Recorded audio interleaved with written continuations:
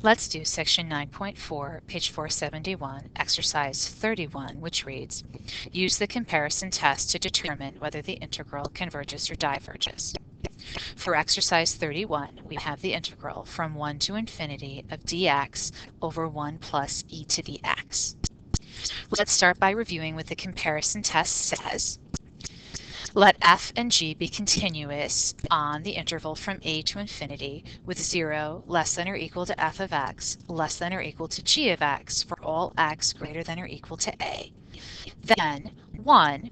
The integral from a to infinity of f of x dx converges if the integral from a to infinity of g of x dx converges. And 2, the integral from a to infinity of g of x dx diverges if the integral from a to infinity of f of x dx diverges. Now, none of this should come as a surprise to you because of the work that we've done with the limit comparison test at the end of chapter 10. And basically what we're saying is that if f of x is less than g of x and g of x converges, f of x is going to converge. And because g of x is bigger than f of x, if f of x diverges, g of x will have to diverge as well. So let's go back to our problem. And as always, the trick here is to figure out the function that you're going to compare with. So we know that 0 is going to be less than or equal to 1 over 1 plus e to the x. And on this interval from 1 to infinity, I know that 1 over 1 plus e to the x is going to be less than or equal to 1 over e to the x. And I know, or at least suspect, that the integral from 1 to infinity of 1 over e to the x dx is going to converge. So let's just verify that.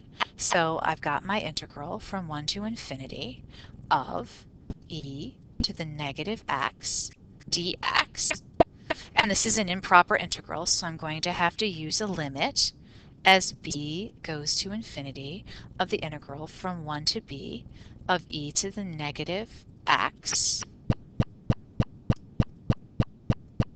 dx.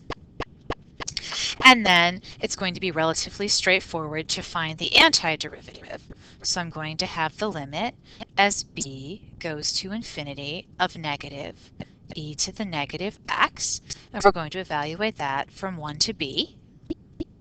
And then I'm ready to substitute in my limits of integration. So I'm going to have the limit as b goes to infinity. I'm going to pull out the negative sign, and I'm going to put my e to the negative x into the denominator. So I'm going to have 1 over e to the b minus 1 over e to the 1.